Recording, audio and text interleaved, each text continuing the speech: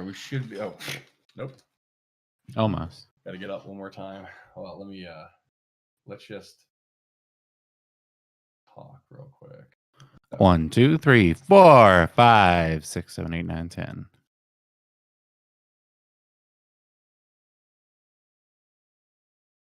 Dope. Twitch. YouTube. The YouTube. Yep, cool. Sweet. All right, and I'll pull those to the side of my thing so I can just kind of sporadically. Sporadic chat. Kind of kills Wi-Fi. Like, Yeah, I mean that is certainly not surprising. All right. Oh yes. All right. I remember, like, oh, but it's got. All right. This is such a journey. Speaking of the microphone. No, we have to set up. Oh man, the update to GarageBand completely changed the whole look of GarageBand. Is it better? Sure. It looks like not terrible. Sage in the beer. No, it looks like it's like this is the update that made it like the iPhone. So everything's like rounded edges and shit like that. Is this? Always got to tighten this up. We didn't do a sound check. Sharp edges We didn't do a sound check on this. I feel like we're fine. Going in. Yeah, we probably just start, right? I believe so. Live for the Glad You Game Pod. We already started 30 seconds ago. Oh, shit. Yeah. It's like hard when we do the live stream because you can like see it over here and it's like, I'm going to. It's hard for me to like trick you. That was actually all real though. The whole UI is completely different. I wasn't sure where the thing was, but then I found it pretty quickly. It's a giant red record button, but it's just all done separately. It does look smoother. We're talking about the new UI for GarageBand, by the way. Yeah, it does look smoother. I want it to work better. I want to see more tools. Like it's same thing with like Word and all the Microsoft it's just like softer new on stuff, your eyes, where I guess you would say. Yeah. I want it to be softer on my brain. Yeah, I think functionally it's probably operates the exact same. Yeah. I mean, it's not like it's just more round. It just more looks like it looks like this is open on my iPhone. All right, is what it looks like. Yeah. So it doesn't look like it's a computer thing. Because that's what they're trying to do. They're trying to make it so everything on the computers and the iPhone is all like seamless. So you can kind of like do it on one or the other. Nice. But yeah, anyways, that's not about games. It's about how we record the gaming podcast. little backstore for you. BTS, is that what it is? Behind the scenes. Or is that just like a porn thing? I don't know. I mean, you can be behind the scenes on anything, I guess. Yes, that's right. I mean, I don't watch porn. I don't even know why I would say that. Anyways, let's get into the gaming. I just want to say thanks to all the fans and on Twitter, Twitch, YouTube, Instagram, Facebook, and the audio platforms, obviously Apple and Spotify. Oh, yeah. Or if you just listen to. The reason I'm saying that is the last 4 months we've consistently hit a new high record in unique downloads, unique listeners, and we've consistently been growing month after month. And this month, in the first week, we're halfway in 1 week as we were for the total of last month, which was the high. Which is awesome. So we're on track for basically 3 to 4 times the high right now, which is pretty dope. So I just want to say thanks. Remember, like and subscribe on the YouTube and the Spotify. We really need you to subscribe on the YouTube so we can just make it fucking / Glad You Game Pod. We want to get that, and we're trying to grow that. Not a little jumble. If we can grow the Twitch and YouTube, we'll try to get some more video content out there. I know I want to do more streaming. Life got in the way, obviously, but now things are kind of calming down a little more, able to kind of reorganize my stuff. So hopefully doing some Twitch streaming, and it will simultaneously do Twitch and YouTube streaming, and then maybe some just fun content edit videos. I was thinking about nice chopping together some reels.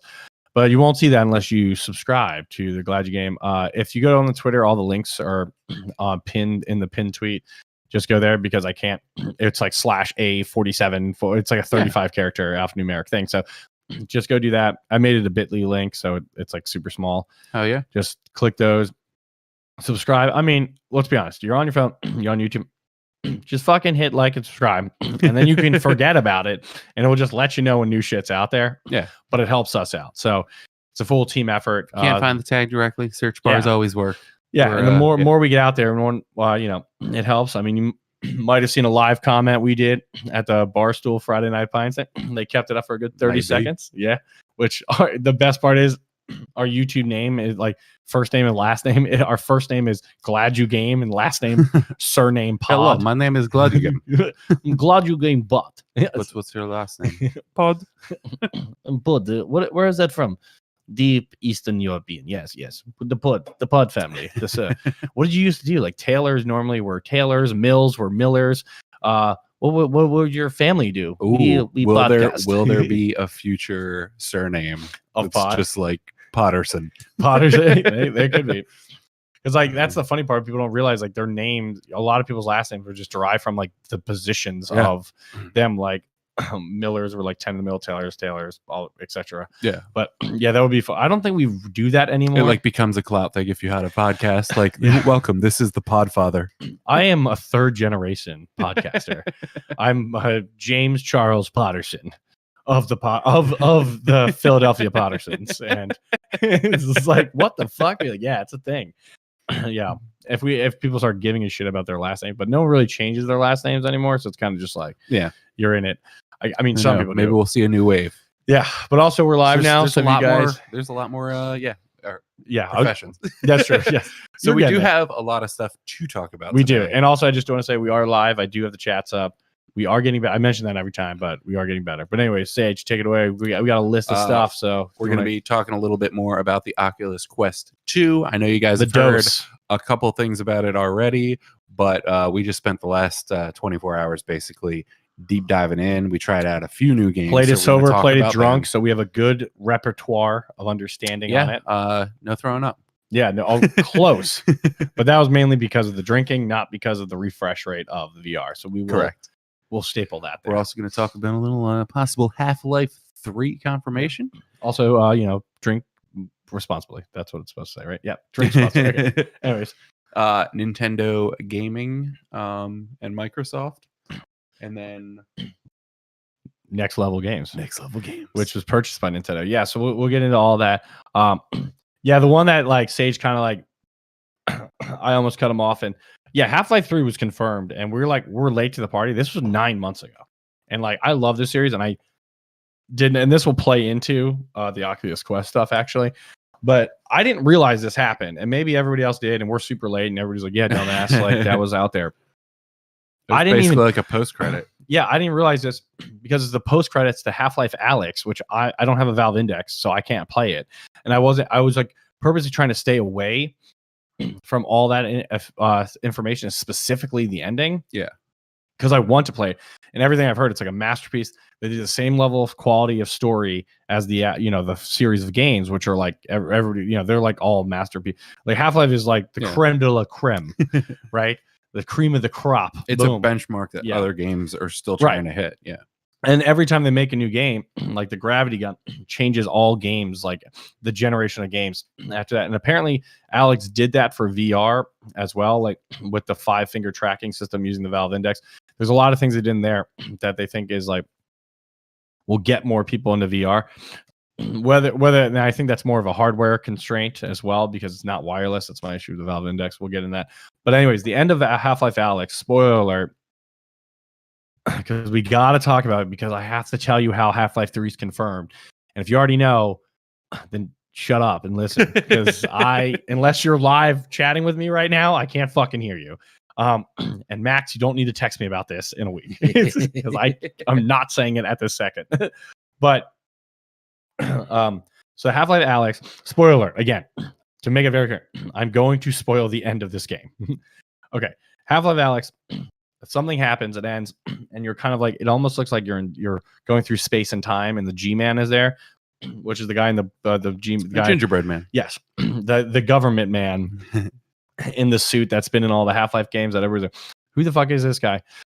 So he acknowledges he's kind of like, I don't know, like an alien or like a godly kind of being. He's basically like, he can, if you ever seen the movie The Adjustment Bureau, he's kind of like that. He can nudge things in different directions to change outcomes of future and past and current events, to make things happen. So he says, like, Alex, we did have somebody else in mind for this, but he keeps stopping us and proving incidental. And he's like floating around a crowbar and then throws it away, which obviously is directly relating to Gordon Freeman because that's his association. But they're like, but you are an unknown that seems to have the same power, basically saying. I love how with all the weapons that's his like iconic.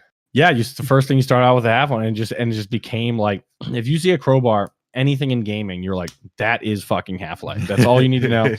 And the cool part is, that's kind of how they confirm Half-Life 3 as well. So nice. He says that whole speech.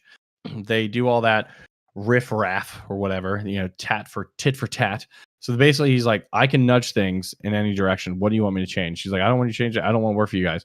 Then he's like, are you sure? He goes to the future. And remember, Half-Life Alyx is a prequel to Half-Life 2. So he goes to the future, which is actually the end of Half-Life 2 Episode 2.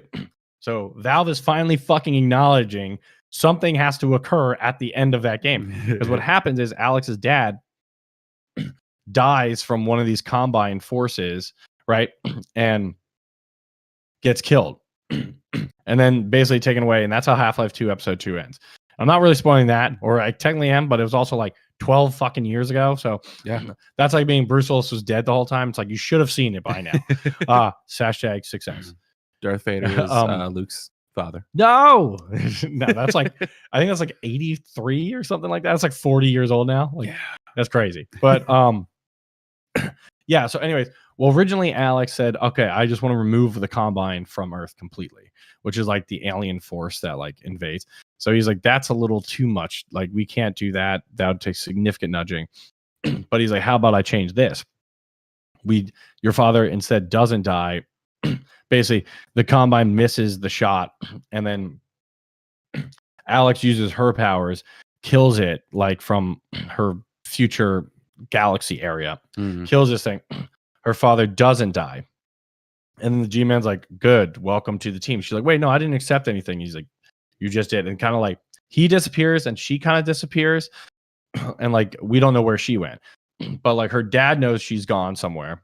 He's like, we got to go get Alex. He gets up. You're back in Gordon Freeman, the exact position he was in Half-Life 2 at the end of Episode 2 ending. And he's like, we got more to do. And it's like, we got work to do. And like, we have to find Alex. We got to finish this. And he ends with basically, we got work to do. And then pulls the crowbar out of his back and hands it to you. And you pick up the crowbar. Then it just ends. Word. So that is, without a doubt, either Half-Life 3 confirmation or Half-Life 2 Episode 3 confirmation, which was also supposed to come out like 10 fucking years ago. Yeah. Either way, it is confirming there is a development, or they realize there's more to do in that story. And they are going to actually start finally fucking working towards it. The crazy part that this was not like talked about, like I know I was trying to stay away from the rumors and stuff like that, but that is like so huge. It's like, how the fuck did I not pretty do it? Significant. And my thing is, only thing I can think it's is better than the GTA 6 reveal of the road. Road saying 6 in Roman numerals, which like a lot of people are really saying that's true, but then they like showed the road in real life, and that's just like what the road looks like. So it's like, maybe that's just like a road. But there was actually a content update recently that there's like 3 things in it that you get, like this jacket, and there's like 2 references to the characters, and they're all wearing stuff from like Vice City, directly referencing thing. So a lot of people are thinking it's GTA 6 back in Vice City. But anyways, that was my point. Is, so yeah, we Half-Life 3 is confirmed, or Half-Life 2 Episode 3, which if you don't know their history, there was supposed to be Half-Life 2 Episode 3, and that was going to end the Half-Life 2 story arc. Then there was going to be a Half-Life 3 to be like the next full arc in the final game. Yeah. Then it just fucking stopped. Gabe Newell just stopped. Gabe Newell was like head of Valve. They made Steam. They realized, oh, we're making a bazillion George dollars. R. R. Martin before George R. R. Martin was a thing. Yeah, but he's also like made $1 bazillion like a month with Steam, and they're like, why the fuck are we gonna keep making games? So they stopped making games. I mean, like people probably want a Portal 3 too, and it's like, also that's also the thing for Half-Life 2, because Portal is basically all built upon the portal gun, and which is like the portal gun and the gravity gun for Half-Life 2. They just, I mean, it's incredible what that thing does. What Valve does. So they're so good. I mean, they were up there with Rockstar, except they just stopped making fucking games. And then they did it again. And we've heard over the years, Half-Life 3 was in development. canceled, started, canceled.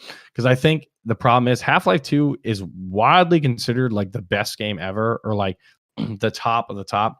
It's like making a sequel to like Citizen Kane or like Casablanca. Like people are gonna be like, how the fuck do you show that up? And yeah, it's gonna be hard, but it's also like you left it so open, you kind of have to. And it's like we need to know how this story plays out. Yeah, we saw what happened with Aliens. Right. Yeah. So it's like we need to know how this ends, but in a proper way. So I think some of it, Sage in the beer. I think some of it's also like they keep starting and stopping because they're like, is this as good of a story we want? Is this what we want? Is it ready? And I think some of it is like they with the gravity gun and the portal gun. They want to be like, we want to change. We want this game to change, generate the next generation of gaming. Yeah. Is the hardware there yet? Is there anything there for us that we think they haven't done? I think that's why Half-Life Alyx went to VR. Here's what I'm getting at. I have a strong feeling this Half-Life 2 Episode 3 or Half-Life 3 is going to be a VR exclusive, just like Half-Life Alyx. That's kind of what I'm thinking, yeah. Yeah, because it's like, I think they dipped their toe in the water with Alyx, and they're like, everybody's like, it's incredible. You nailed it. You did it again. And I think they're like, we need that game that forces people to get the VR. Mm-hmm. Just like you have the game that gets people to Xbox or PlayStation or Nintendo or a PC. This is why you need a VR. Not only VR, this is why you need the Valve Index or the Index 2 at that point, whatever. Yeah. Like this is why you need that VR. And it's like, I don't know how I feel, but I love VR stuff. But at the same time, I love like my normal PC and console gaming. And like, I don't know, like Half-Life 2 is like, I mean, you can spend like 30 hours in that game for you. I don't know if I can do 30, 40 hours in a VR headset until like the way they are today. I don't think I could. Yeah. I mean, it's definitely something that we'll see as the whole technology grows and we grow with it and more accustomed to it. Yeah. I mean, you could say the same thing about computers 30 years ago, where it's like, I cannot roll around this little piece of plastic with 2 buttons on it for hours on end and do my complete job through that for 8 hours a day. The rollerball mouse, by the way, in case exactly. Which, by the way, you have to pop those balls out and like wash them and like so you blow on it. You can wash it like hand soap. Oh yeah. People don't even. People are like, "What do you mean they have lasers?" But like, they didn't always have lasers. They had track balls, and they were a fucking pain in the ass. Or those ones with the red balls on top. Your thumb. Those are like actually pretty ergonomic too. They're pretty. They are. It's also just one of those like. That was the first like computer nerdy thing that the trackball mouse. Yeah, there was like people that used computers and played games, and then there was like the guy down the street that was like, "Hey, it's a trackball mouse." Yeah, he was like that. Yeah, that guy. Yeah, the stereotypical nerd. But no, I mean, well, it's kind of like that, but it's also like VR takes away your other sensory input too, though. So you were like fully in that. Yeah.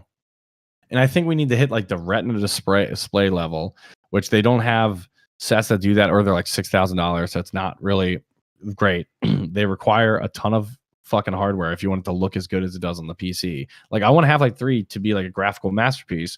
So I want to pump it with my PC graphics card or have like equivalents to that, right? Yeah. At least like PS5. Problem is, you do that means now it's wired.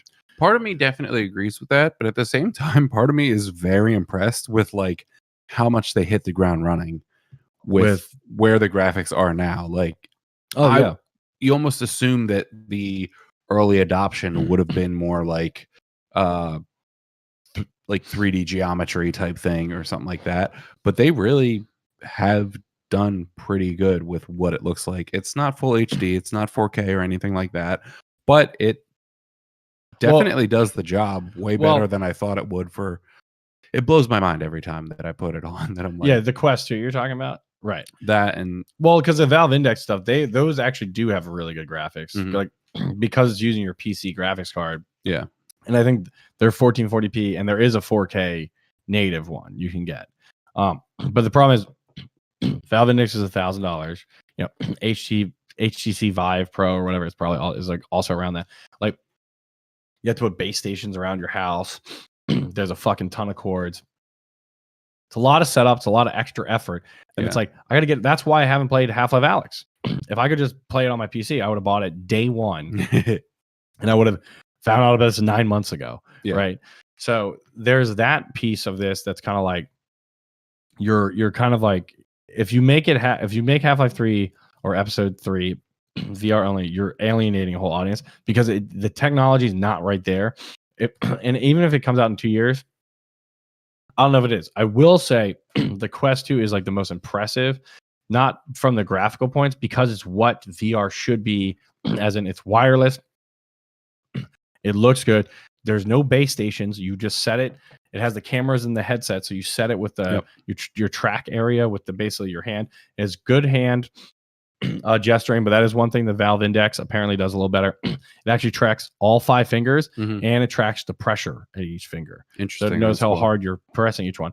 Then apparently the Half-Life Alyx uses that a lot, which is like, because you're actually like opening and emptying the clip and stuff in the gun. Okay. So there's a lot of cool stuff. I'm like, I get why the people that were able to play Half-Life Alyx is like, this is the VR game. Yeah. And it's only on, you have to have Steam VR to do it. So that cuts out the Oculus, which sucks because there's no like standardized like VR platform that we can just go and hit. But just to round out that, because we're going to definitely dive into the Quest 2, I think, right after this. No matter what, I am really excited about Half-Life 3. I want them to fully acknowledge it. It was cool that they did that little like after thing, but I need to know if that's Episode 3 or full Half-Life 3. Either way, it's fucking like, I'm to the point where it's like, all right, are they going to do it and then announce like Index 2 that's wireless or some shit at the same time? Because like that could be the move. Yeah. Like if they do Half-Life 3, Index 2, it's wireless. It costs as much as like a PS5, but it's going to be wireless. You can do all this, and it has a Steam platform store on it, so you can get this. That's when it's like, I think you're going to start really moving the ball there. But either way, people, Half-Life fans, just know it does exist. Hopefully this E3, if they are able to have it this year, or whatever they do, which to be honest, you can just have a big digital event. They worked fine this year. They need to acknowledge, like, Valve needs to acknowledge what the fuck that ending scene meant. Like, is it Episode 3? Is it Half-Life 3? Or are you just teasing us? Like, you're jacking me off and you just didn't finish me. Like, you blue balling me here. That's what I feel like. And I need to finish, Valve. Gabe Newell needs to finish me off. And love that. That would be great if that could go viral. But yeah, I'm so fucking stoked about it. So hopefully we get more of that. And hopefully in 2021, they fucking acknowledge what that means. And I think E3 would be the ultimate bomb drop to be like, here's the teaser for the actual drop. Yeah. So that's pretty dope. Seems like that's what they would need to kind of push it forward. But like we've kind of said, the Quest 2 is all about accessibility. It's opening the floodgates for something like that to happen in the future. And that's kind of what I love about it. And I think it's the best VR headset. Yeah. Like, and I love graphics and stuff, but I will say the Quest 2 graphics to me are equivalent to the PSVR. Okay, cool. Like, because the game I played today, I Expect You to Die. Is that it? Yes. Okay. Which I fucking love. I love it. Also, it looks exactly like Keep Talking, Nobody Explodes. No, Mr. Powers. I expect you to die. And like, it's this cool like 60s over the top spy vibe thing. So my favorite part is that you start in this little room, like your spy office. Yeah. And they have like a lighter that you can burn this piece of paper that's like burn after reading type thing. And Justin was just immediately pissed that there wasn't a cigar. Yeah. I was so bad. I was like, I need a lighter, my scar. Where's the so we play like 3 levels and you can like cast it to the phone. So we're just watching it and I'm like distracted and he's like, fuck yes. And I look over and he's like, they got a fucking cigar. And there's also like wads of money. So I'm like, if you die, you have to relight the cigar by lighting the money on fire and then lighting the cigar. So it really lets you live out your wildest fantasies. Does. And like the just on that, before we go into anything else, the level is a hunting lodge. Not only did they fucking give me the cigar, I got to put on a fedora, light a cigar, and then have like a 16-year-old bottle of scotch. And I was like, this is the ultimate move. The problem is you can't I wasn't able to remove the cigar at the same time. So when I drank the scotch, I just exploded my face. But it was a way to go out. But it was like the ultimate move. They were like, Sage is like, what are you doing? What's the puzzle? And I was like, I don't care. I'm first having a scotch, a cigar, and putting my fedora on. I'm getting in the mood. I'm getting in the setting. And I just quickly, there was another actually episode level where there's like a sandwich, and Sage like just disregarded it when he played, but I picked it up and you can actually eat the sandwich. And I was like, yeah, dude, I'm working up a hard sweat as a spy.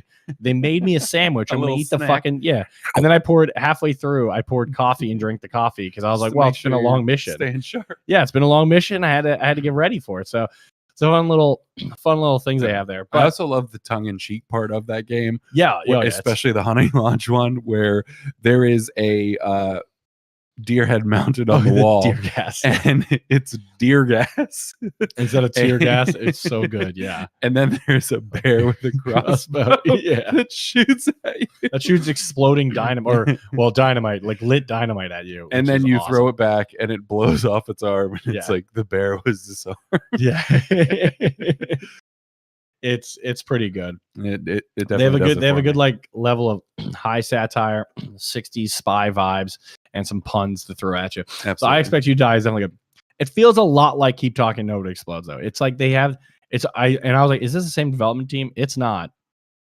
But they feel so similar that I'm like, isn't it the same people, or do they just like brother sister studios, like step cousin? Is it like the stepsister porn, like on porn? And it's like we're kind of related, but not. But it's okay. Like the same aesthetic. Yeah. They're like, oh, we'll just everybody else is doing it, so it's like either way, it's fucking awesome. I think it's an aesthetic that really benefits VR because it doesn't require high graphics, but like because the art form is kind of like we don't need to these models, like the resolution. Obviously, they can be clearer, but like they're not like high graphical assets, and they don't need to be. It's just a cool aesthetic that you're not caring about. We're not going for photorealistic. We're going for this cool vibe. Yeah. And you kind of like mentally like, yeah, that makes sense. So I've actually played that game on PSVR and Sage's Quest 2. And it looks to me, I mean, it's been a while, but to me, honestly, it looks identical. I would say Quest 2 is better. Just because the graphics are the same, but it's completely wireless. You just put it on, you draw your map. There's not all these fucking cables. You got to do all this other shit like PSVR. And I love PlayStation, but like the PSVR was like, always felt like it wasn't there. Now, the only downside from Oculus is really the store. And it's like I said, it can't do the Steam store. And it doesn't have like the cool thing about PlayStation is it has the PlayStation library. The Oculus library obviously is building. And there's a lot of cool games on there. I Expect You to Die.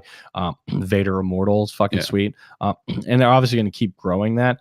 But that's kind of like where it's like, if like Sony, for example, could make, I mean, the Oculus Quest is $300 for the 64 gig model and $400 for the 256. If they could make that same tech, which I don't see why you couldn't for PSVR 2, for example, except it's directly connected to your PlayStation Store. Yeah. Then not only because they have like pretty much the same VR library, but then you get the access to all the other PlayStation game library and stuff. And this also goes for Xbox. I mean, if you can access those library content, that's really where it is. Because a lot of it's like, where the fuck are the games? And there are like some games, but like when you can expand it more, like Hitman 3 is going to be VR, which comes out next week. Oh, cool. Like that's going to be something that's like, oh, that would be cool to kind of access. I am pretty impressed with the level of games or the number of games that they've had so far, where I thought it was really just going to be like 2 or 3 that I was going to be able to play around with.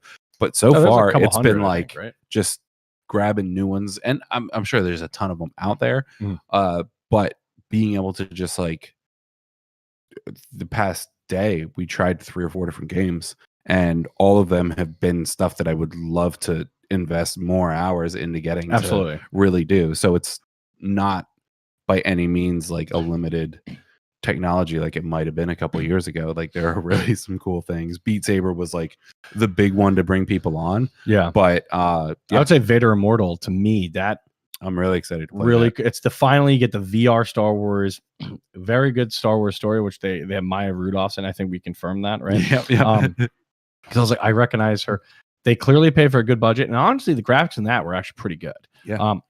But you finally get like the VR Star Wars story with the lightsaber. There was like Jedi power battles or some shit, not like the PS2 game, which also was awesome, no big deal.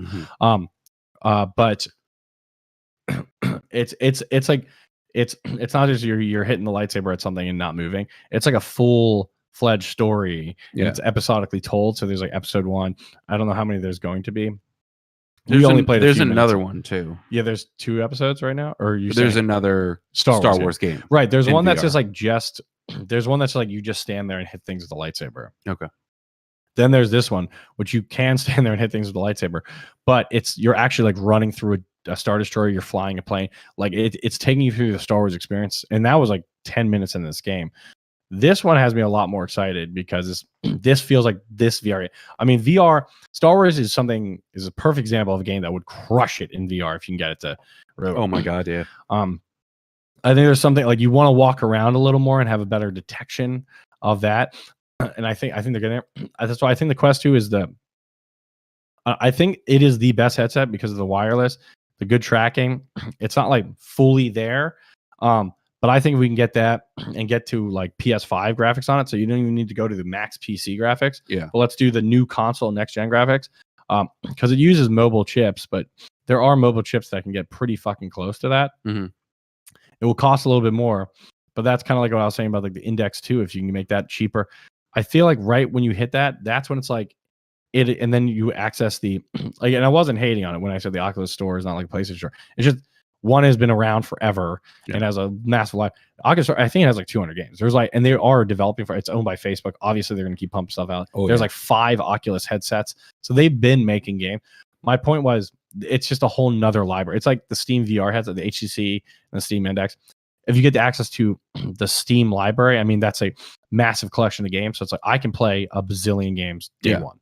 Yep. So saying I can play all the PlayStation games I want via day one, and we're like, because they'll probably add like, oh, you want to play Ghost of Tsushima in VR? Like add those kind of supports. Like great, one of my favorite games, but now I got to do it in VR, even cooler. Yeah. So that's what I was just saying. I wasn't trying to, but I really think Oculus Quest 2 to me is like the proof of concept. Obviously, there's been a bunch, but it's proof of concept that wireless does work. And if we can get a little bit better hardware in it, that's when it's like, how do you not just run with this like completely?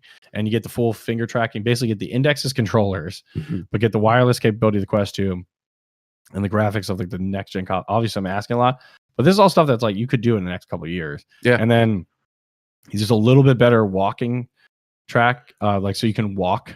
And so then that's good. Kind of what I wanted to say next is that obviously the Oculus is like kind of breaking open VR, but the game that we were playing last night, Echo. Oh yeah, that was like Ender's Game thing. I finally got to play that /Tronish. Yeah. Beat up some 12-year-olds. I think it's all between 8 and 12. Like on there, is that like because that's what they sound like? And I was like, I don't mean to cut you off, but funny story. There is a mute all and a mute yourself. Mute all does not mute yourself. Yes. So I found out.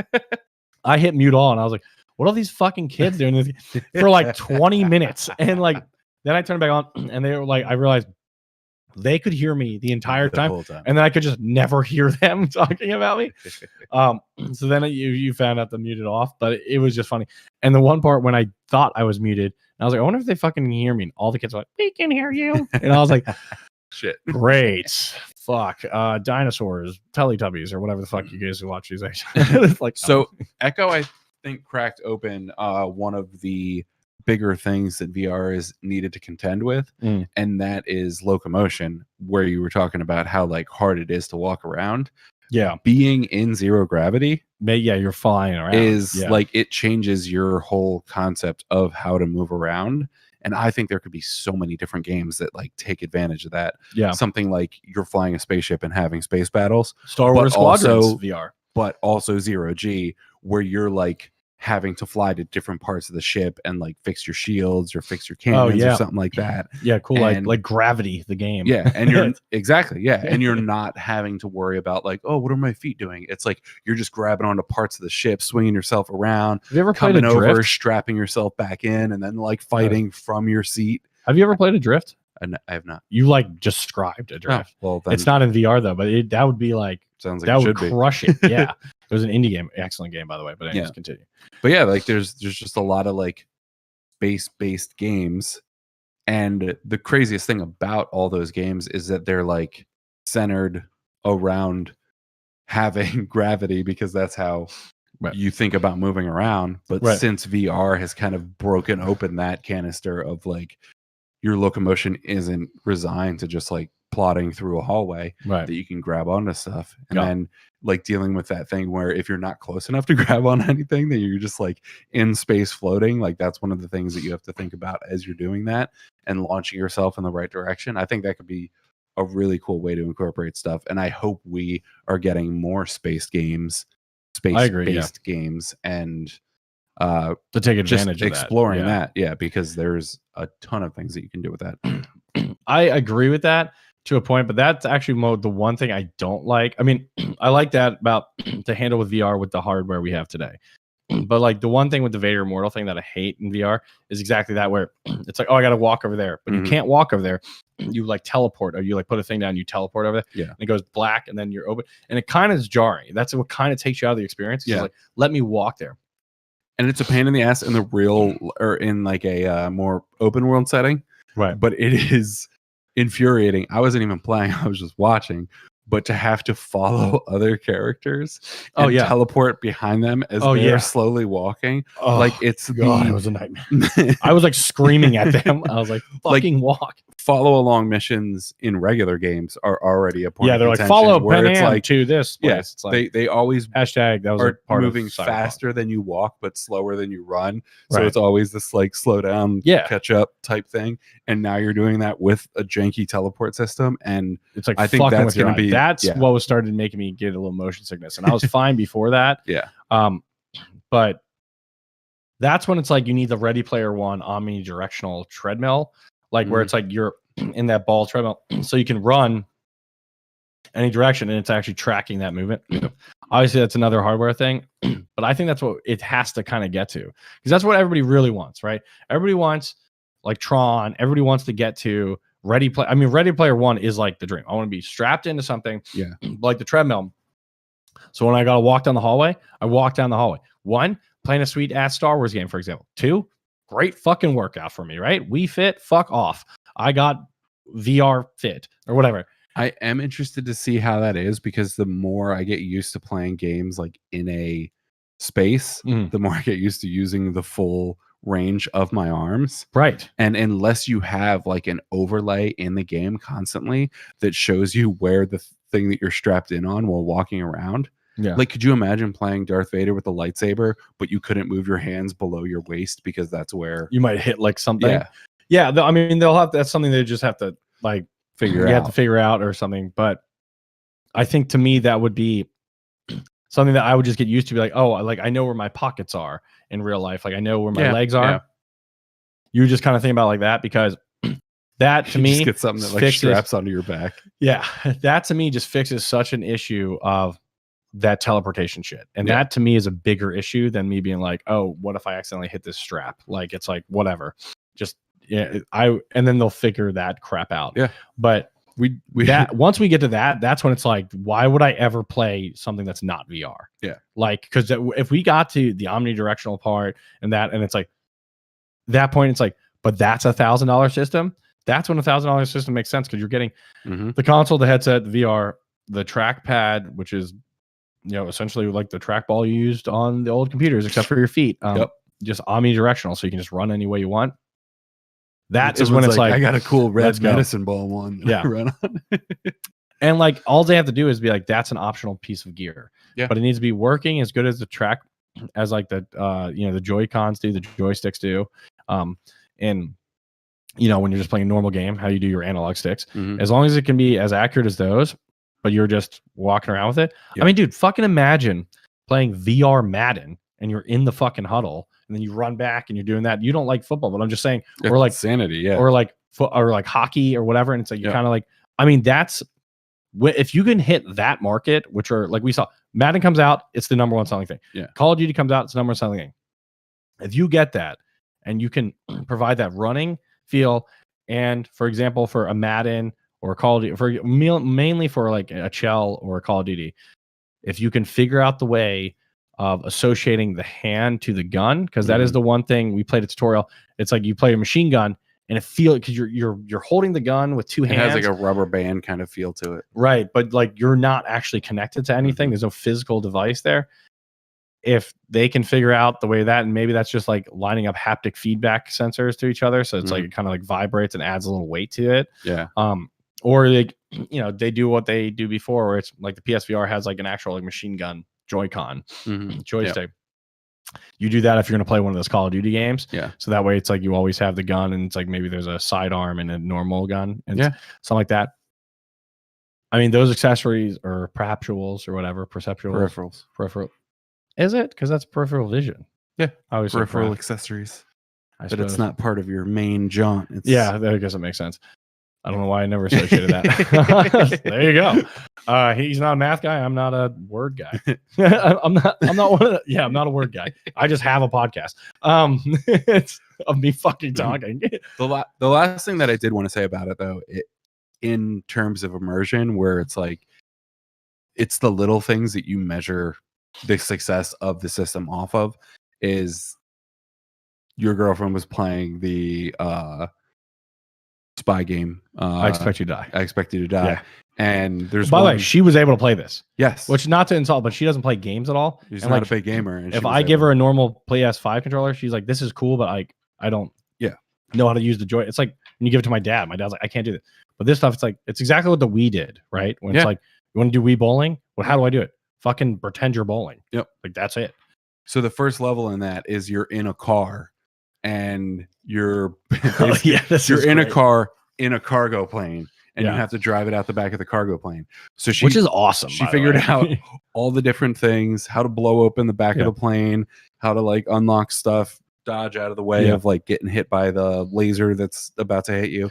Yeah. But then at the end of it, you have to drive off the plane. So she puts it in gear and then moves her foot to the gas pedal. Yeah. And like and it's like there's no level there. of immersion that you need to be in after like flailing your hands around and like doing telekinesis with different pieces of the puzzles. Right. And then to like stick your foot out and actually expect it to hit something there. Yeah. I feel like that's the goal. That's what they want. She seemed a little embarrassed, but I was like, no, that's all that means. Is a good game, and it means the system is working. Yeah. Because you are like, your brain is like, just you were in the car. Yeah. And it's like, she did that, and like I would have done the same thing. I think you said you did the same thing too when you first played that one. Because it's like that. Why would I fucking put my hand on the goddamn thing when you're grabbing? And the controllers are way better than the PSVR controllers. And I hear, like I said, I haven't played the Index, but I hear that is the best one because it has the 5-finger tracking and the pressure sensitive. But when you grab stuff, it does like naturally feel like I'm grabbing something. So like when you're doing that and you're moving the glove box, the knife, the bomb, you're like, let me just push my foot on the pedal. And like, that's what I'm saying. Like those additional sensors of the feet tracking and stuff, that's what it's missing. And it's like, obviously you have to get the foot in the door. And the foot's kind of been in the door for like 10 years now with VR. It's been like on and off. It's like, is it the future? It was like when 3D was huge with Avatar, and they're like, it's going to change everything. And everybody's like, well, I don't want to fucking wear glasses. So you have to figure out how to stop light essentially to do 3D. And they're like, well, we have a problem with that. And it's like, because if you can figure out how to stop light, we're going to have a whole nother cool other level of shit. As opposed to just doing some like noble gas and stuff and having the light hit the gas, which is how they do like holodeck shit and when it's in capsules. Anyway, they're going off on way too many tangents, but that's kind of what we are with VR, except the door has kind of been always a little bit open. Personally to me, and I've been something like, I had the PSVR. I've always been like on the VR bandwagon, but I was like, I just want it to be like this. To me, I know I'm saying what I want the VR to be, but that's to me when it's like at the precipice. We've nailed it and you can add more shit to it, but that's when everybody can jump in and it's good. Yeah. To me, the Quest 2 has blown the door open. Like, it's not even like the doors like, it is blown the door off the fucking hinges to me because it surpassed every expectation I had for a wireless version of this. And I'm not talking about those fucking like phone ones. Like, this is the controllers and everything. Is it the greatest thing? No, I've like kind of explained that, but it is everything that if you're like, it's everything that's like, we can really make this a legitimate field. And obviously they've been doing this, but this is the first one that's like, you have like, this is it. This is when I really see like the true future. And I'm like, that's nailing it. I haven't seen that with 3D, like for just to make that example, we haven't seen that without glasses, right? You haven't seen something like that. This is like, we just did that. This is when it's like, cool. I know AR is also huge now because people still want to see what's around their house. Yeah. And Which so it's like, I mean, we could go into that more on a separate thing, but like Yeah. the fact that you can actually like look around your room it's crazy. and stick your head through a like a night virtual vision. barrier and see the things around you, and then come back into your virtual world. Yeah. That What is that- transition to me is what is that movie where he like sticks his head through a is it Stargate? Like you go through like Stargate and you gotta look around like, oh shit. Or it's like going in the Inside Out or like the Abyss or something like that. Yeah. You were it's the virtual version of going to a state border and standing in two states at a time. Like you stick your head into the real world and then pull it back in virtual reality. Yeah, and that was really cool, and you kind of see everything in like a night vision esque kind of. It's really cool. It's like 3D night vision. Yeah. So and which is cool because that way you can see everything when you're outside of the grid, right? But that's exactly what I'm saying. Like, and I know people like to see AR because they want to see that stuff the whole time and just have it built on. But VR kind of like puts you into a whole new world, which is why I like VR more than AR. I think they solve different problems. Yeah. So it's like whatever you're trying to do. Like if you're trying to work and stuff, it'd be cool to do AR. See your house looking at a blank wall. You're like, no, that's a 300-inch screen. Movie TV, and it's a 4K screen. Imagine that. Like it's like I don't need the fucking. That's when it's like TV. Like you actually get to that point. TV manufacturers stuff are fucked. It's like just buy the VR headset, everybody shares it, and then it's like, it's all tracked, and we can all watch the movie just with these basically glasses on. You're watching different things. You can turn to your family and like have a conversation, but then like the football game's still on there. Your daughter's still seeing some like Facebook updates. And that's it's like pinning a sticker on like a Snapchat video. Like when you turn away, the video turns away, but you turn back, the sticker's still in the same like virtual space. Or it doesn't move with you, right? So it's kind of like that with you. It's like that's pretty fucking cool. So there is reasons for that, but then when it's like you want to play like Doom, right? I want to fucking be in hell. Like I want to so I don't need AR for that. I want VR for that. But yeah, I mean, Quest 2 fucking help. I mean, the stupid thing is that it requires a Facebook account, and they're like dropping all the other accounts in like a year or two. That you only will be able to log in only with a Facebook account, which like everybody has Facebook, but it's also kind of just like some people might not want one or like whatever. So it's like I get that. I agree with that, but it's also easy enough to just create a bogus Facebook account. Is. Yeah. It is. I'm just saying like it would be cool if they were like, do you want to have like a Google integration or whatever, where it's like I have like one of these 3 standardized accounts because like everything logs in with like you can sign in with Facebook, you can sign in with Google, you can sign in with like Amazon or some shit. Like there's like kind of it's like just have those, and I get because Facebook owns it. They're like, why the fuck would we do that? Like make it ours. But I can see why some people are like, I don't really want to make a Facebook account, so it's like whatever. But I would say it'd be the only like con of it right now, but it's not really a con. It's more of just like some people might not like it because they just don't want to make a Facebook account. But I mean, you got it. It's like to connect to the store, I guess. But I mean, overall, it's fucking awesome. And yeah, like I'm so impressed with it, to be honest. Like I was immediately like, like I want to get this, but like because of what I said, I'm like, it's just missing a couple things for me. Then it's like, but it's kind of like I mean, that's technology in a nutshell. Yeah, you're always going to be. I'm never behind, happy even enough. If you buy it the day it comes out. Well, especially like me, who I'm like hyper obsessed with. Like it needs to be like and that's why I personally think I'm a good engineer, is because I'm always trying to be deliver the best product and like see what's next going forward. It's like I love it, and I'm never satisfied because I'm always like there could be something better. But I did not expect to like it as much as I liked it at all. Like I was like, it's gonna be okay. I love it. Like, fuck yeah. I also don't see a reason why PSVR 2 cannot do the same thing. And I don't see why not every other fucking company is like, what the hell did Oculus Quest 2 do? Do that at a minimum, and let's get these races going. Because now it's like, to me, they just put their dick down, said measure me, and the race is on. Just it needs to be a higher decibel level than that because it's a big one. But anyways, But yeah, so that's what I was saying. Let's get into some Nintendo stuff. So Nintendo bought Next Level Games, which you may have known because they did Luigi's Mansion 3.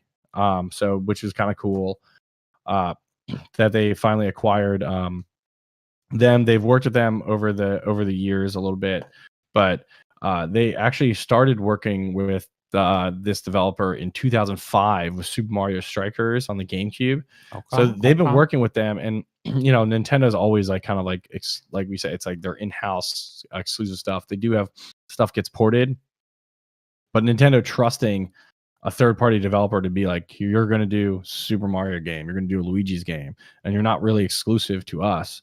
And like other people do this, but it's just these kind of level of titles, and then trusting them with full-on Luigi's Mansion 3, which a lot of people, that's a property that a lot of people love, and it was very well rated. It got like an 8.3 on IGN, which say what you want about the fucking IGN ratings, but the point is people did like it. It was very well done. So it is pretty cool. So yeah, I just thought that was worth noting. That is like, it's cool to see that a smaller developer got bought out. Yeah, exactly. Leads into a first party thing, and everybody's buying studios. But I feel like this didn't get as much press because it's not Bethesda and it's not Microsoft or Sony buying them. It's not some huge thing. Like, who the fuck is Next Level like Games? Groundbreaking game. Yeah. But it's just showing that like there's a consistent market for other studios getting brought into these bigger spheres, and you don't have to make Fallout. Like, it's Luigi's Mansion. It's like, and and trusting them with a property like that, delivering it. It's, to me, it was just like, yeah, good for them. Like, like to see them something. They clearly get the Nintendo vibe, like consistent, and then bite-sized. It's not the biggest game in the world, but then you also have stuff like 76 or whatever, where it's Fallout like 76, where it got met with a lot of negative press and stuff like that. that. Bethesda games always have a fucking ton of bugs in it and shit. It's like, and when people are giving Cyberpunk shit, it's like, dude, have you played a single Bethesda game? Like, fucking Valhalla was crashing till last week. No one's talking about it. It's just like, but whatever. That was Ubisoft anyways. But I thought it was cool. And because they hit the feeling of like I thought they were a Nintendo developer. Just because like the game just feels like an in-house Nintendo game. It's like, oh no, they're, because every developer has their style and stuff. You can kind of tell like, oh, they're Rockstar's gonna do it like this. They nailed, like, we're already, like, to me, that's like they already were, even with Super Mario Strikers. Like, I did play that back in the day, and some of their other games, like they the Metro Play, they did Nintendo Wii, Nintendo 3DS, and GameCube. So they've done all the Nintendo platforms. Cool.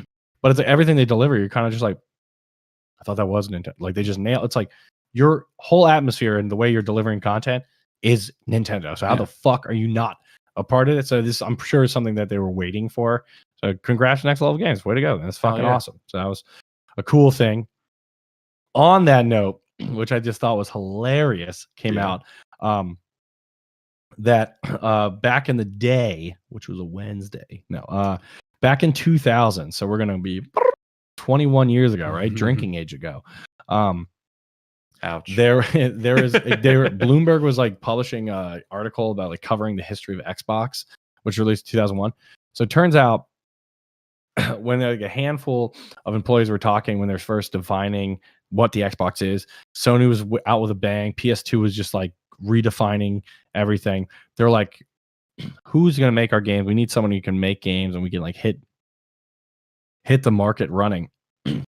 Xbox actually approached Nintendo to buy them out, to be an exclusive Xbox studio.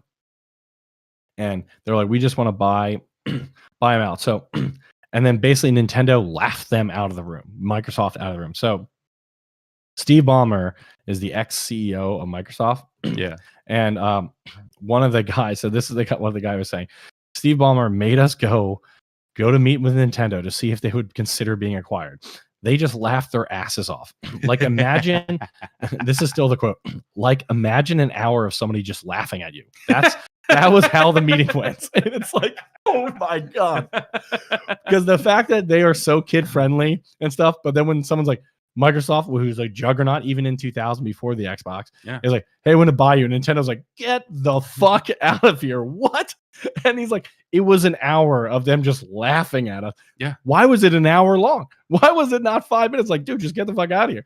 The fact that they continue trying to sell them for an hour, and Nintendo's like, get the hell out. Like, we don't care. That's like we Google don't need trying to buy Facebook or vice versa. It's like, no, that's not the way it works. They're like, why? It's like, we're working like almost, we're gonna be competitors, and like They're like, trust me, we're not hurting. We don't need to sell. We like to control all this. So that is just, I like that. That is just hilarious.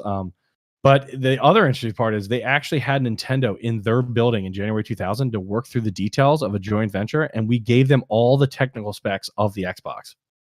Whoa. So when this happened, the pitch was their pitch was your hardware sucks compared to the Sony PlayStation, and it did. So the idea was like, listen, you're much better at the games portion with Mario and that stuff. Why don't you let's take care of the hardware? So basically their pitch was, Nintendo, you suck at making consoles, but you're really good at games. Look at Mario.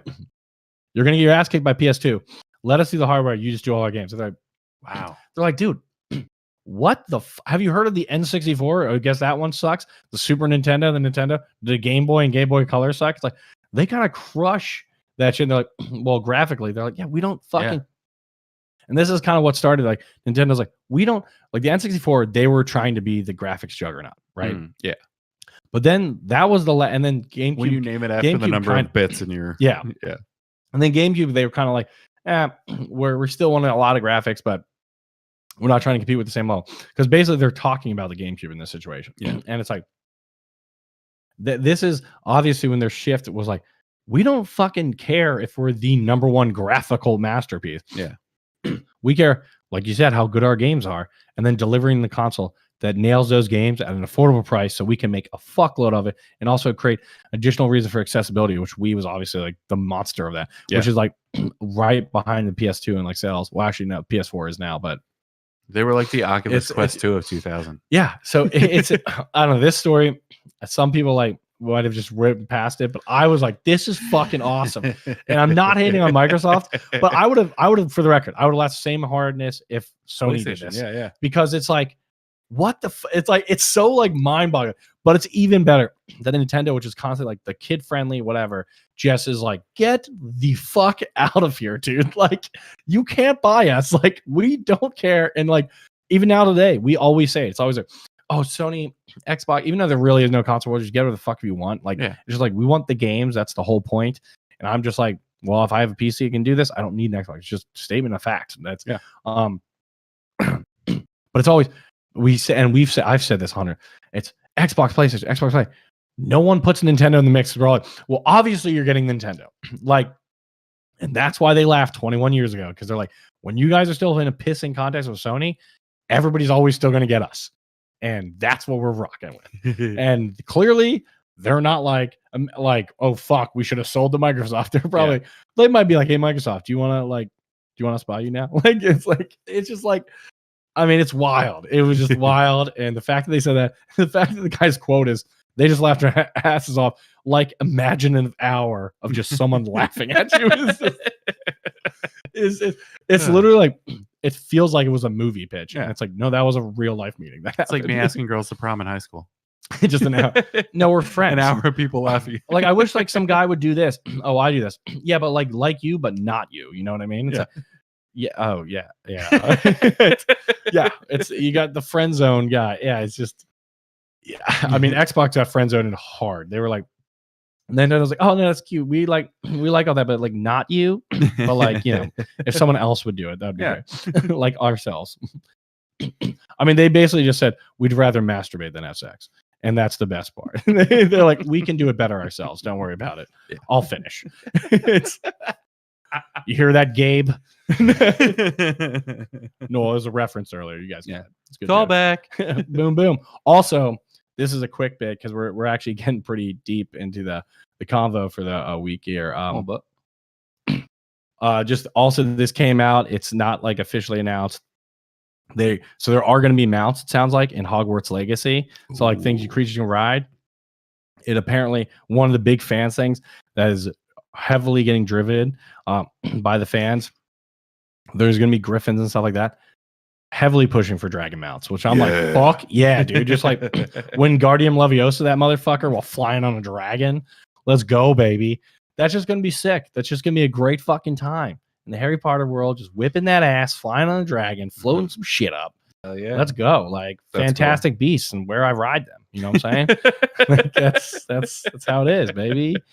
So I just wanted to get that in there. And Just came up with that myself right now. No big deal. Hell yes. All right, so let's get into That trivia brings us, time. just about an hour exactly. So yeah, we just Trivia. Boom boom trivia. Dun, dun, dun, dun, dun, dun. Questions and more. Who's gonna answer more? Fuck it, I'm done. That was it. So mine's VR based. Mine is not. So who do you want to go for? Mine is more related to what we were just talking about. So why don't you do yours, and then I'll do mine because we'll give people a break. Okay. From that content. So I did way back, like way back toward the beginning. Way back. Also a great game. We were doing VR vocab. Oh, so I'm going to give you the vocabulary word, and you do your best approximation of what you think it means. Yeah. Peripheral accessory, motherfucker. I did not put that because it was part of it last time. I meant because you couldn't pronounce that. Peripheral. Perhaptual. Perception. First one is judder. Judder. Does that have to do with like the refresh rate? I don't know. These acronyms? So it's like stands for like a full term? No, it's just a word. I would assume it has to do with like the refresh rate or like the shake, like controlling the stability of the screen. Yeah, basically. So shaking is like the easiest way to say it, but the CTO of Oculus said that it was a combination of smearing and strobing. Okay. So I would say anything that kind of takes you off. Yeah. I mean, yeah. I wasn't going for scores as much this time, but it looks like that's the direction we're headed. Okay, whatever you're doing it with, participation trophy bullshit. Cinematic VR. I mean, I would assume that just like movie level quality VR. So it just looks like high quality image and resolution rate. Not quite. So it's not computer generated. It's a video. So actually using like cinema tools to create. Like VR porn. Yeah, I think that would technically qualify. It's been a heavy porn based episode. I don't know why people keep talking about it. Anyways, let's move on. Surging. Why do you keep trying to go back to the porn thing? No,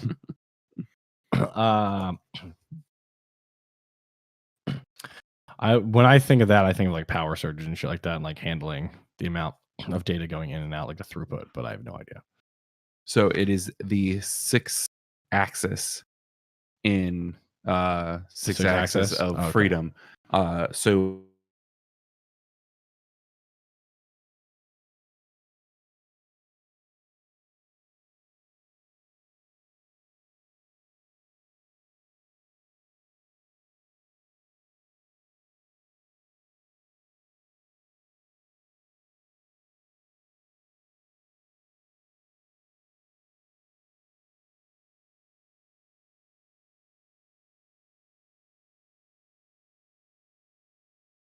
well, then it's hair. It's using eye movement to determine which areas are rendered. Oh, I love that. That's what the new eye tracking stuff does. So exactly. It's basically rack space, rack focuses where you're looking, and then unfocuses. It's like less power. Yep. Because you're not seeing it, so it's in lower render. Yeah. So it'll throttle the resolution of where you're looking. Right. So you still have peripheral stuff going on. It's just not at like the full HD. Right. So they can kind of save on performance that way. Exactly. Yep. Which they do in regular games, but I was gonna say normal translated to VR. Yep. Very cool. Sensory motor contingencies. That sounds like backup plans if they're like for like sensory overload, like that's something that cause like a seizure to somebody, so they have like ways of displaying the image. I'm not really sure. That's just what that would say to me. So those are actions that you can take to carry out, actions that you can carry out to help you perceive. So moving your head or your eyes to see different things, changing your gaze, or ducking to see under something. Oh, okay. So it basically is anything that kind of equates with the real world and helping you perceive a virtual world. So when you duck your head in real life, it's ducking your in the VR game. one goes, yep, exactly. It's mimicking life. Got it. Quillustrations. Fuck off. That's when you get an ink quill in the game and you start drawing on some type of portrait in VR. Yeah, it's pretty close. I'll actually give you that one. Okay. It's any kind of 3D animation or illustration created in VR, and specifically 3D. Yeah. Positional audio. I'm assuming that's similar to like directional audio. So it's like when the object is making a sound, depending on where you're standing, it sounds like it's coming from that direction based on where you're looking in VR, standing in VR. That's what I thought you were going to say. And that's what I thought when I first saw the term. It's not. It's the opposite. So it is not where the No audio is sound. coming from, but where you want to hear the audio. So if there's two people having conversations and you turn toward one of them, Right. you hear that one while the other one falls off in the background. Right. So you're getting to choose the direction rather than the direction choosing which way the audio is coming from, if that makes sense. Yeah, but I mean, it's like the rack focus of audio. Exactly. Yep. And then occlusion. Oh fuck! I should know this one actually. This one actually bothered. My brain's all fucked up from the drinking last night. But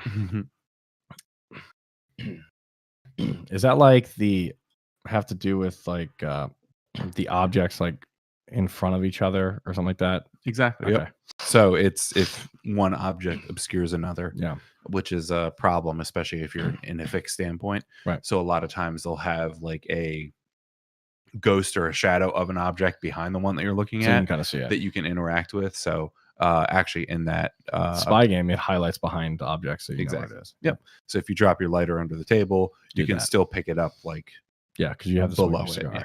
You got it. And that's it for me. Ooh, okay, all right, not bad. I that was just fun and informative. Yeah, and that's what I was going for. Yeah, it was cute. Not doing any rating scale. Maybe I should do that. I mean, you got a 3 out of 8 if that's what you were wondering. Fuck off. Now I no longer think it was fun and informative. I just think you're a douchebag. It's still informative. It was fun for me. So whatever. All right. So, anyways, we were talking about Nintendo. So I want to do some Nintendo triv. Nintendos and so let's just get right into it. What year was Nintendo founded? Ooh, 1927. Not bad, but not right. 1889. Damn. Yeah, baby. So it was a card game, right? Nintendo's, the company I'm saying was founded. Yeah, they made playing cards. Yes, they used to make playing cards and then some toys as well. They didn't make video game consoles till later on, or the electronics. Believe it or not, no video game consoles in the 1800s. Yeah. So what Asian country was Nintendo created in? Japan. Correct. I was like, please get this right. Do you know where? Okinawa. Kyoto. There you go. Yeah. That's it. That wasn't it for trivia though. This is all I got from that. But I think I pronounced that right. It's Kyoto. I think it's definitely the Americanized pronunciation. I think I've heard. Yeah. I'm sure if you ask the Japanese person. Yeah, they're probably like slightly different. They're probably like, sure, like just forgot it. How many? Like Notre Dame. Yeah, Notre Dame. What? So Nintendo's done a bunch of home consoles, so like plug-in consoles and then handheld consoles, right? How many home and handheld consoles has Nintendo made, and how many consoles total?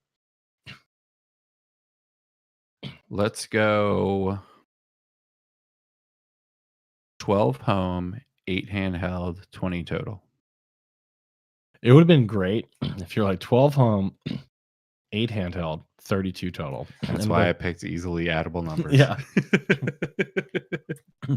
I really thought you were going to do that. I was like, where do you think the other ones are coming from? Like 13, 17, 42. Get it. So actually not bad. They have 17 total consoles. Okay. 8 plus 9. 8 home consoles. So you said 12, so and then there was 9 handheld consoles. Oh, word. Now that includes like some Game and Watch series they made before the Game Boy. That's I was assuming there were some funky. So what was the first Nintendo console? Super Nintendo? Super Nintendo was a sequel to the Nintendo Entertainment System, the Nintendo. Oh, the NES, yeah. Sorry. Yep. but also not the first one. The first one was called Color TV Game. Oh, They made 5 versions of it. Never left Japan. There's Color TV Game 6, Color TV Game 15, Color TV Game Racing 112, Color TV Game Block Breaker, and Computer TV Game. Interestingly enough, Shigeru Miyamoto, who's very well known for I've heard of him once or twice. creating Legend of Zelda and Mario and stuff. He first started his first notable Nintendo project was Color TV Game Racing 112, which 1978. So pretty cool. Damn. Yeah. But yeah, that thing looks weird as shit. Yeah, so I I bet. figured you were gonna. I actually thought you were gonna say the Nintendo, like the original thing, but then because I was like, I know if you would have been like, oh yeah, Color TV Game, I'd be like, fuck off, dude. There's no way. But the Nintendo is the first, was an 8-bit system, and is the first one they shipped outside of Japan. So the first one to North America, South America, Europe, Asia, Oceania, and Africa. So pretty cool on that. But all the other ones were just in-house in Japan. So What's Oceania?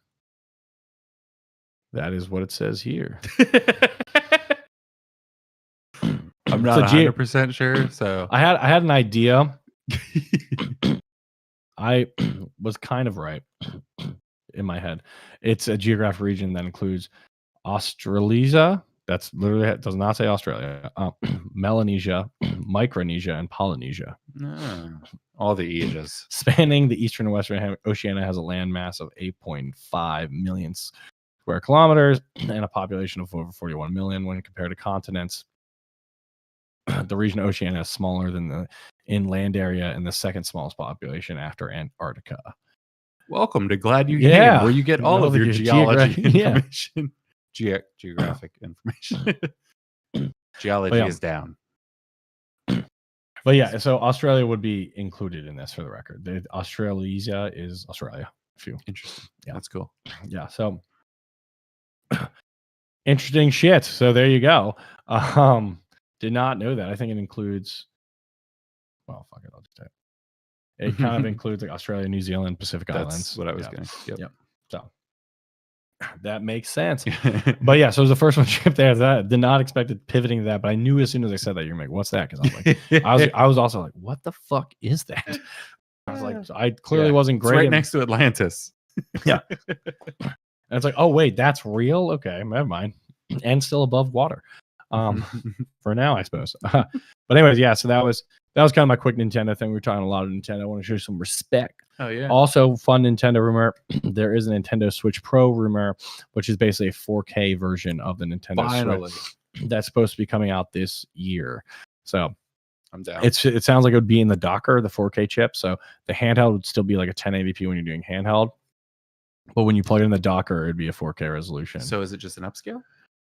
No, I think they would do kind of like how the PSVR had like a separate box to kind of like handle some of the graphical load of it. I think it's just going to have a chipset, a GPU in the docker. Right. So just your move, Nintendo. I'm excited to see. I mean, it could. Again, this is a rumor, so it could be in the actual Switch or not. But that's just what the rumors I'm reading. Cool. But I think that would be cool to kind of get. I mean, you got to get the 4K. You don't need to be like the greatest thing ever, but like at least even upscaling, you said it would be nice. Yeah, it'd be nice to kind of like show that off, but keep going with the Switch direction because obviously you're fucking crushing it and keep laughing your ass off at Microsoft, baby. Love to hear it. That's all we got today. Thanks everybody for joining in the chat or live or watching this again on Twitch, YouTube. It's Glad You Game Pod. Subscribe to the YouTube. It's Glad You Game. If you type in Glad You Game Pod, you'll find it. It's got the same fucking icon and all that. It looks like we said the first name Glad You Game, last name Pod. But yeah, definitely check it out if you want to see the video one. Now we're doing this, and we'll keep getting better and adding some more video content. The more people subscribe. Thanks for listening. Enjoy your week and keep gaming. Bye. Adios. Goodbye, people on Twitch and YouTube.